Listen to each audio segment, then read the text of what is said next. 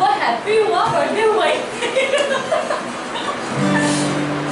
कोणतं गाणं घ्यायचं तरी व्यक्तीने आपण आशाही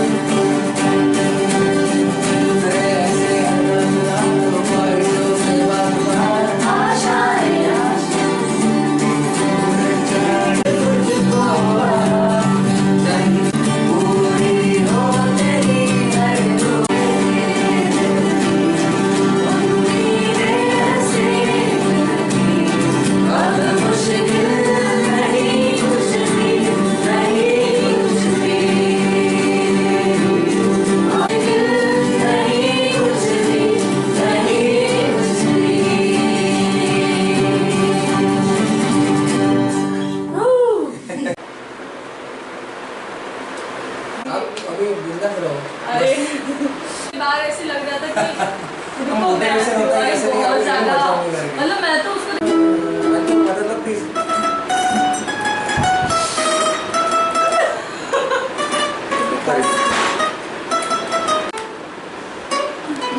बाप रे शिवा, अभी घर पे 17-18 की बात जब तुम आए थे आप बोनस में के साथ बोनस राउंड हाँ तब देखा था मैं। 20 नोव्हेंबर रोजी आपण अकोलावासी ज्यांचं ज्यांचं मतदार यादीमध्ये नाव आहे असे सर्व अकोलावासीय आपल्या नजीकच्या मतदान केंद्रामध्ये जिथं आपलं नाव नोंदवलेलं आहे तिथे जाऊन 100% मतदानाचा हक्क बजावा. मतदानाचा हक्क बजावणे हे आपलं राष्ट्रीय आणि प्रथम कर्तव्य आहे.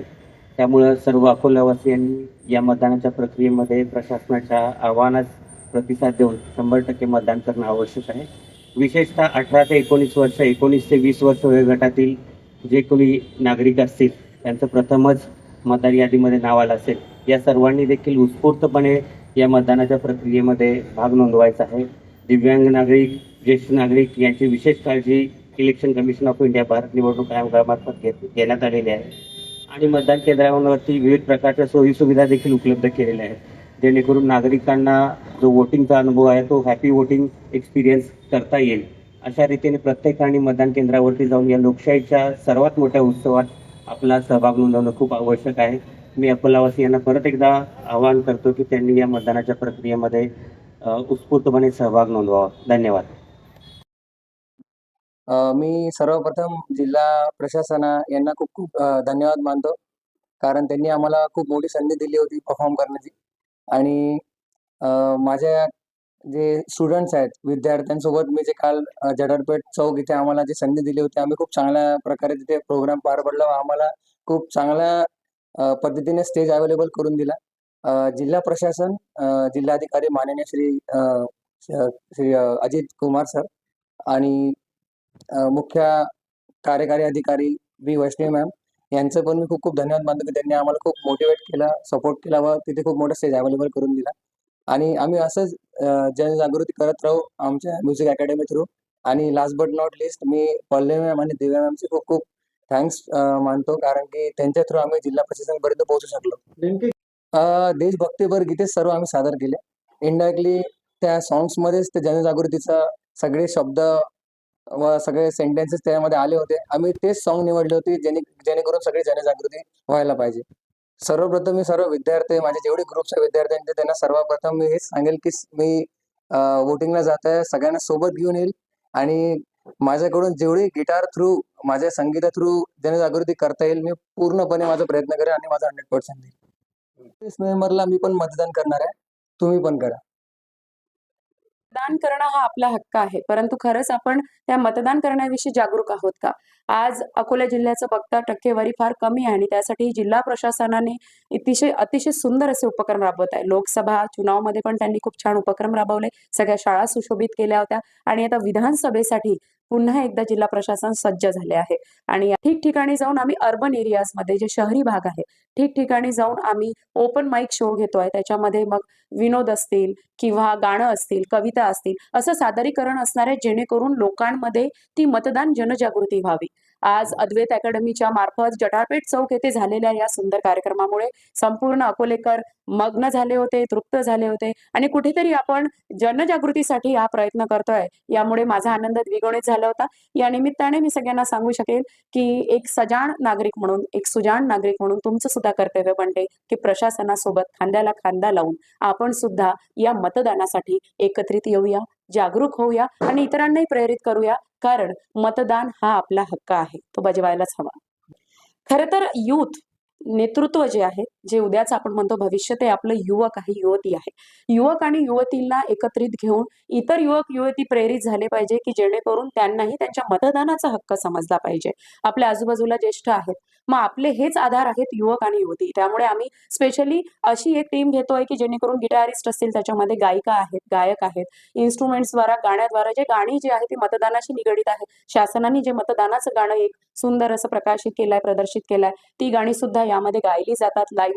त्यासोबतच त्याच्या मध्ये निवेदन 30 नोव्हेंबरला मी पण मतदान करणार आहे आणि तुम्ही पण करा. कि आने वाले 20 नवंबर को हमारे हक का दिन रहने वाला है, विधानसभा का चुनाव होने वाला है और प्रशासन की ओर से तो अभी अकोला में हम देख रहे हैं बहुत ही प्यारे से ऐसे प्रयास किए जा रहे हैं जो कि मुझे सफलतापूर्वक दिखाई दे रहा है। और उसमें सबसे पहला जो हमारा प्रयास था वो था सभी अकोलेकर तक पहुंचना, अकोलेकर में अवेयरनेस होना कि भाई हमारा हक है मतदान करना।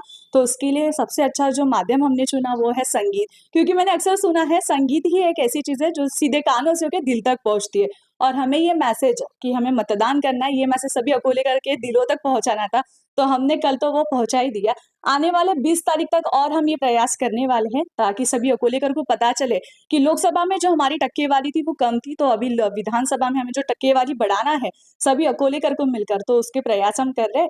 और कल जो संगीत का कार्यक्रम रखा गया था वो तो मैं क्या, सभी अकोलेकर बताएगी, इतना प्यारा था। और जो मैसेज हमें पहुंचाना था प्रशासन की ओर से, हमारी ओर से, वो हमने सफलतापूर्वक पहुंचाया है। जैसे कि हम हमेशा बात करते हैं हमारी हक की, तो जब हक कब मिलता है, जब हम खुद उसके लिए सक्षम होते हैं। तो जब हमें हमारा भारत ये हक दे रहा है कि हमारा एक मतदान, हमारा एक वोट हमारा आने वाला भविष्य तय कर सकता है, तो मुझे लगता है जो भी यंगस्टर है, जितने भी लोग अभी 18+ हो चुके हैं, वो कहते हैं ना कि भाई 18 साल होने के बाद हमारी इच्छा होती है कि हमें फोन चाहिए, गाड़ी चाहिए। मुझे लगता है कि आप और एक नोट कर लीजिए कि आपका खुद का वोट होना चाहिए, जो कि आपकी सुरक्षा के लिए, आपके सपनों के लिए, आपके भविष्य के लिए होना चाहिए ना। तो मैं सभी को यही कहूंगी कि मैं तो आने वाले 20 नवंबर को वोट करने जाने वाली हूँ, लेकिन मैं ही नहीं, तो मैं सभी अकोलेकर को भी कहूंगी कि भाई अपना कीमती समय है ना, वो कीमती समय आप आपके हक के लिए जरूर निकालिए। भले ही 100 काम हो, लेकिन आपको एक काम करना है, अपना वोट देना है, वो भी अपने भविष्य के लिए। धन्यवाद। आणि मी सगळ्यांना हेच म्हणेल की महिलांची टक्केवारी ही कमी आहे मतदानाच्या संदर्भात. घरी हाऊसवाईफ असतात, ओल्ड लेडीज असतात, तर त्यांना पण हे आवाहन देईल की जा, मत द्या. कारण की आपला देश पुढे न्यायचं हे आपल्या हातात आहे. सो ऑल द लेडीज गो. पहिल्यांदा आम्हाला जिल्हा प्रशासनाने एवढी मोठी संधी दिली, त्याबद्दल खूप खूप आभार. आणि हा अनुभव खूप छान होता आणि याच्यापुढे सुद्धा आम्ही